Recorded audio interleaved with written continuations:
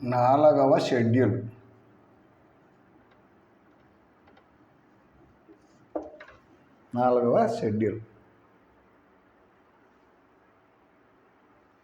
ఈ 4వ షెడ్యూల్ ఏం చేస్తుందంటే రాజ్యసభలో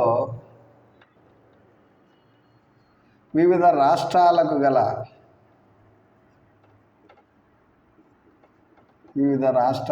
గల ప్రాతినిధ్యం గురించి తెలియజేస్తుంది.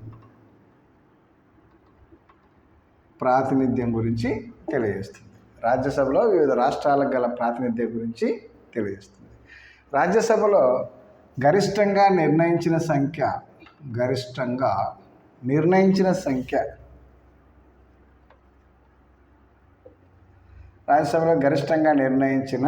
సంఖ్య వచ్చేసి 250. గరిష్టంగా 250 సంఖ్యను నిర్ణయించినప్పటికీ ప్రస్తుతం రాజ్యసభలో ఉండే సభ్యుల సంఖ్య రాజ్యసభ సభ్యుల సంఖ్య వచ్చేసి 245 మంది ఉన్నారు. ప్రస్తుతము రాజ్యసభలో ఉండేటువంటి సభ్యుల సంఖ్య 245. ఇందులో 12 మందిని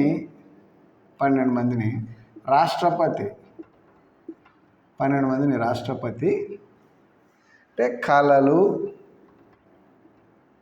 సాహిత్యం, సాంఘిక సేవ, సైన్స్, శాస్త్ర సాంకేతిక రంగాల్లో నిష్ణాతులైనటువంటి వ్యక్తిని 12 మందిని రాష్ట్రపతి రాజ్యసభకు నియమిస్తాడు. 12 మందిని. గరిష్టంగా నిర్ణయించిన సంఖ్య 250. ప్రస్తుతం ఉండే సభ్యుల సంఖ్య 245. ఇందులో రాష్ట్రపతి రాజ్యసభకు 12 మంది సభ్యులను నియమిస్తాడు. ఎవరెవరంటే కళలు, సాహిత్యము, సాంఘిక సేవ, సైన్స్, శాస్త్ర సాంకేతిక రంగాల్లో నిష్ణాతులైనటువంటి 12 మందిని రాష్ట్రపతి నియమిస్తాడు. ఈ మిగిలినటువంటి 12 మంది పోతే మిగిలినటువంటి 233 మంది. ఈ 233 మంది ఎంపిక కాబడతారు. అంటే రాష్ట్రాల విధాన సభల నుండి ఎన్నికయ్యే సభ్యుల సంఖ్య, ఎన్నికయ్యేవాళ్ళు రాష్ట్రాల విధాన సభలు ఎన్నికయ్యేవారు రాష్ట్రాల విధాన సభలు మరియు ఢిల్లీ, పుదుచ్చేరి, జమ్మూ అండ్ కాశ్మీర్ నుండి ఎన్నికయ్యే సభ్యులు మొత్తం రాజ్యసభకు ఎన్నికయ్యే మొత్తం సభ్యుల సంఖ్య, ఎన్నికయ్యే మొత్తం సభ్యుల సంఖ్య వచ్చేసి 233 మంది. 233 మంది ఎన్నికవుతారు. అంటే 28 రాష్ట్రాలు, 8 కేంద్ర పాలిత ప్రాంతాలు.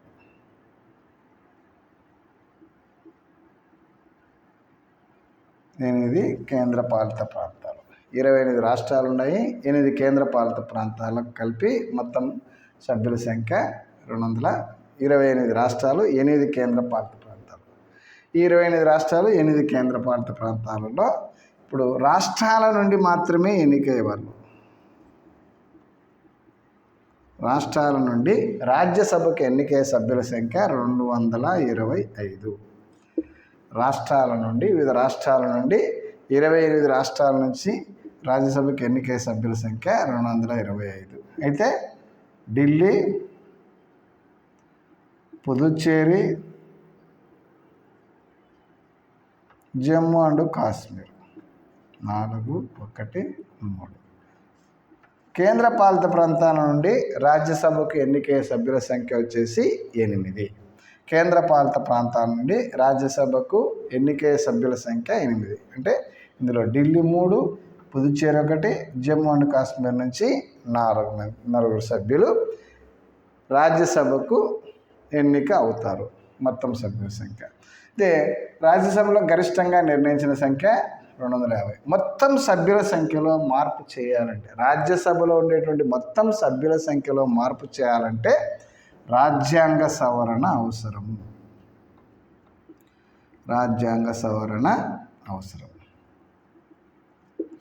మొత్తం సభ్యుల సంఖ్యలో రాజ్యసభ మొత్తం సభ్యుల సంఖ్యలో మార్పు చేయాలి అంటే రాజ్యాంగ సవరణ అవసరం.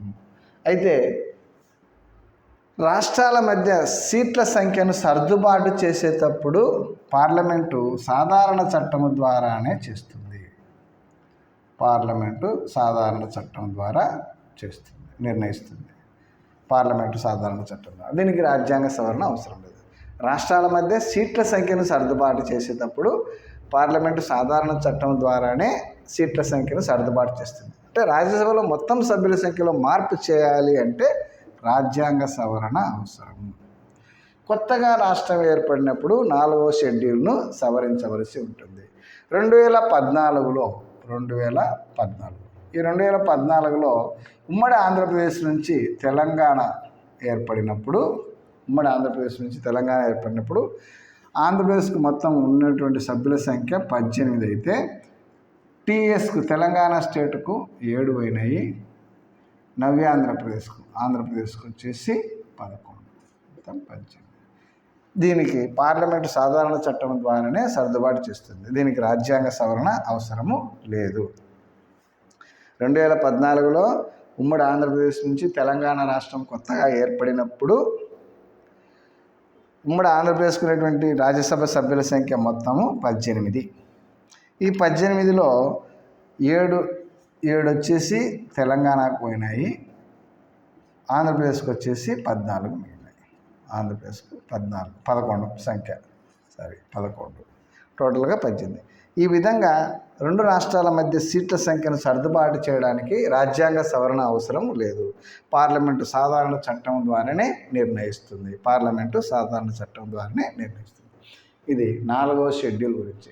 4వ షెడ్యూల్ దేని గురించి తెలియజేస్తుందంటే రాజ్యసభలో వివిధ రాష్ట్రాలకు గల ప్రాతినిధ్యం గురించి తెలియజేస్తుంది.